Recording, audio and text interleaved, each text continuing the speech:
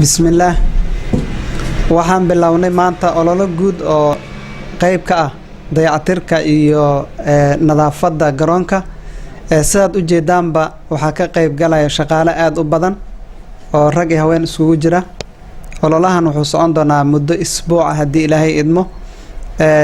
waxa gacan ka geystay oo aan aad ugu amaanaya shirkadaha diyaaradaha guud ahaan waa barnaamij isku tashi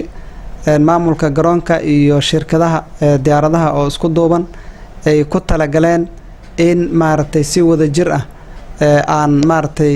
muxuu ahaa nadaafadda iyo dayactirka maartay aan garoonka uga wada qayb qaadano hawshan wayna socon doontaa maxaa yeelay wada tashi isku tashigu waa habka ugu wanaagsan maartay dadku hadii ay fahmaan dalka lagu dhisi karo dib u dhiska dalka maartay hanaanka ugu fiican oo loo mari karo waxaan oga dayanaynaa oo amaanta mudan madaxweyne Axmed Maxamed Islaam madaxweynaha dawladda Jubbaland oo nafaray in aan maartay iskeena waxaan qabsan karna aan qabsano oo isku tashano taana maartay ay noqoto mid horseed aan ugu noqonayno guud ahaan ummadda Soomaaliyeed waana hanaanka kali aan isleenahay hadii la maro dalku dhismi kara aad u mahadsantiin sida uu idin sheegay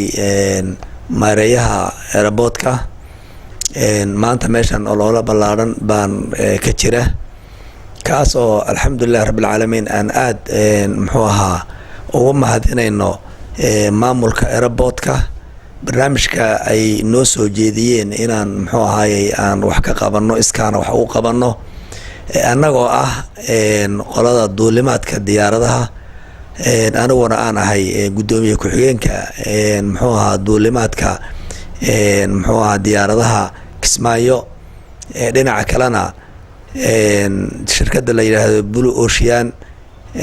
muxuu ahaa aanu ahay manajaha Kismaayo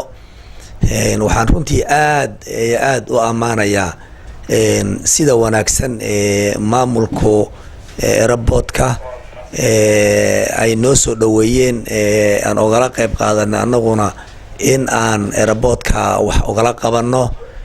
iyaguna khayr Allah siiye sida maxaan ku iraahday madaxweynaha iyo maxaan ku iraahday maamulka airportka ay muxuu ahaa ay noo sheegeen in airportka madaxa banaan maxaan ku iraahdaa